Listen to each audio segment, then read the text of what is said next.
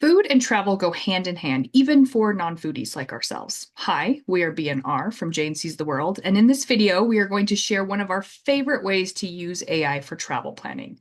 That is making a list of the foods we need, must have to try. And this was a home run on a recent trip to Chile. Hi, R. Well, hello.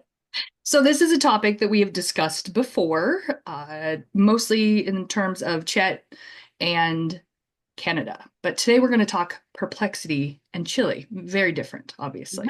I use Perplexity to compile a list of food for us to try or be on the lookout for when we are in restaurants. I started with this prompt, which is shared in the video description below. Suggest iconic or unique foods and treats in Chile that reflect the local culture. What I love about Perplexity in particular is the additional suggestions and prompts. I tend to go down a rabbit hole of prompts that Perplexity serves up because they're really good. And that's what I did in this case.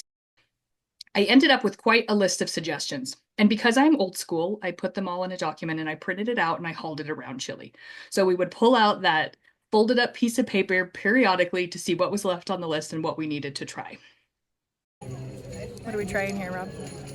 Alfajor de chocolate y algarrobo. Nailed it. AI told us to try this, so open her up. All right.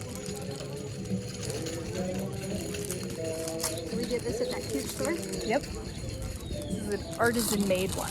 No grocery store crap over here. Although we really like the grocery store crap.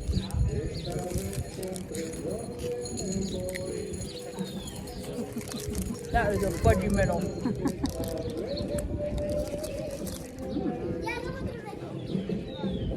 Kind of tastes like a snort. Yeah. Fudge. We're gonna have to clean our teeth after this one. What was your favorite thing to eat? My favorite, well, I was a little bit torn because I really liked the food in Chile. I was surprised. I don't usually care about food that much, but I don't know that we really ate anything that I didn't like. But the heavy hitters were definitely the empanadas. I got a whole lot of empanadas and they were available everywhere for, I don't know, basically the equivalent of a dollar, Yeah, dollar. quite affordable. Yes. Yeah, and they were really good. And then the other thing that I really liked was a dish that is called Los Chorianos.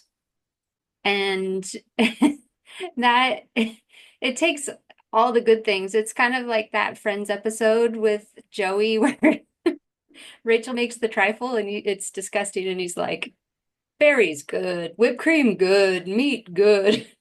That's kind of like what happened with this dish. So they take a bed of French fries, thick cut French fries. Yeah, so we're already starting off. Yeah, we're Idaho girls. We love Yeah. our potatoes.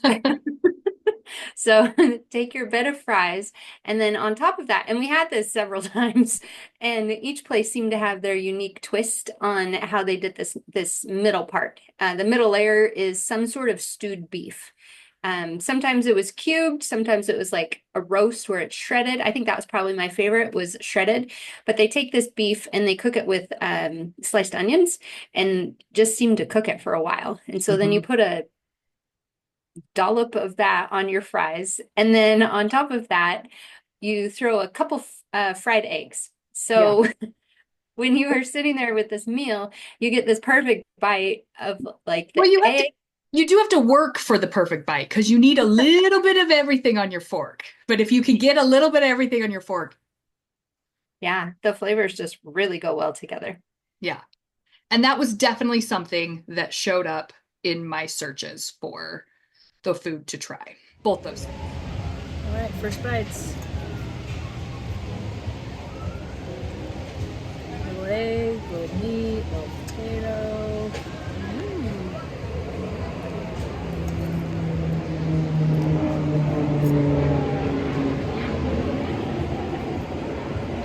Yeah, I like everything about that.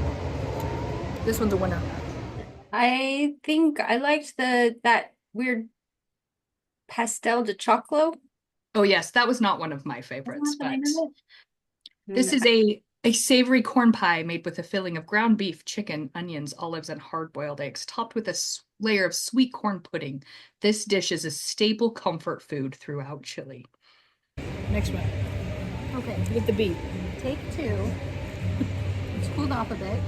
Will not take off the top layer of my tongue. So we've got like some creaminess, soup, covered in like cornmeal stuff. Yeah. I think there were like two kinds of corn in there. It doesn't There's my look that hand. great, but the flavor is good. What do you think? Yeah. Yeah, I wouldn't say that looks particularly appetizing. Tastes good.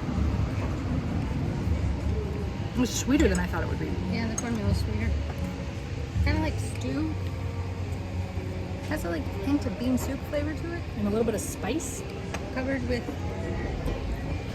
corn mush. We're really selling it. I think I like the fries better.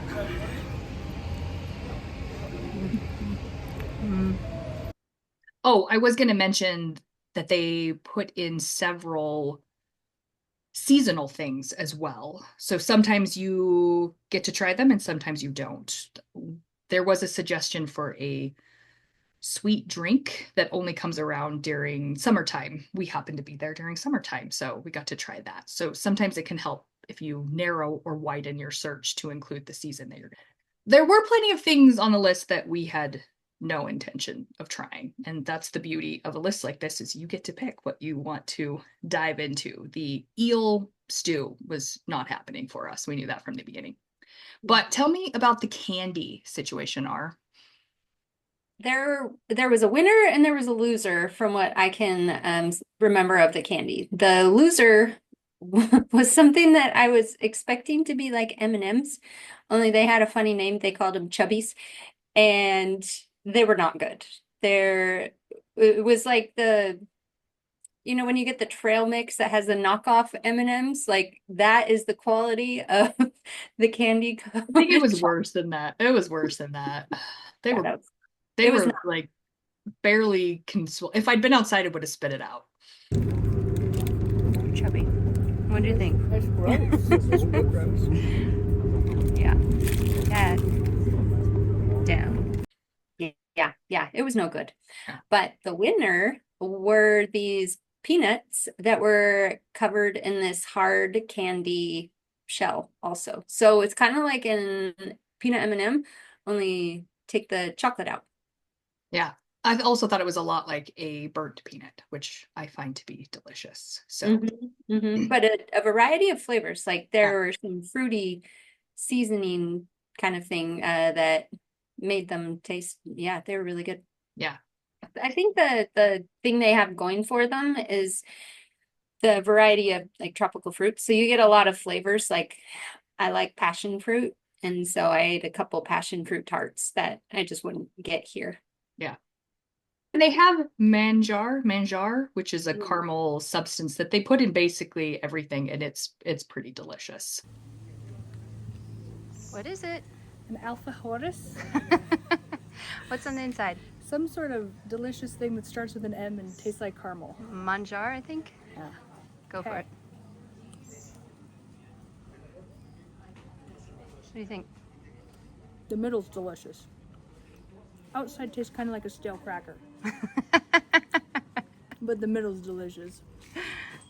I like what AI can do for travel planning. I especially like what Perplexity AI did to help us prepare for this trip food-wise. But it is important to remember that AI cannot help you with every aspect of your trip, including food-wise. So, describe a time when there was maybe a little communication situation that resulted in two hot dogs and an empanada. Okay, well, I mean, the fault here is with me because my Spanish is not quite up to snuff. And so when we went into just a local joint and they You get had empanadas because empanadas we love and empanadas are on the list, and empanadas was the goal for sure. But there was this board with a bunch of different items with numbers on them. And I tried to communicate that we wanted an empanada for B and an empanada for me Those empanadas. somehow because of the way the board was set up and they had numbers assigned to each of the dishes, we ended up with one empanada and two hot dogs. which was number dos on the board. So yeah, when we went to pick up the food, I went to pick up the food and I speak no Spanish. R is way better than I am. And there on the counter was an empanada, some fries, and two hot dogs with a whole lot of stuff on them. So it was an adventure. It turned out all right, and we had a really good laugh over it. It actually was probably better because I don't really like mayonnaise, and so I probably wouldn't have got this hot dog or a hot dog because they cover them with mayonnaise. And it was good. Yeah, So it was good. It hit the spot. We were happy. Get rid of that Yeah. mayonnaise. What happened here, R? Well, a 17 for 2 turned into a 17 plus a 2. All right, see what it tastes like. If there is one aspect of travel planning I would recommend you incorporate, it is this. Use an AI assistant like Perplexity to research the local cuisine. It is very convenient, helpful, and so far fairly accurate. If you would like tips like this, follow along on our journey as we see how AI impacts travel planning. And if you would like to see the prompts we are using to help us plan our trips, go to the link in the description and sign up for our newsletter. That simple step will get you our free AI travel companion guide. Happy adventures! That was good. Overall, I liked it.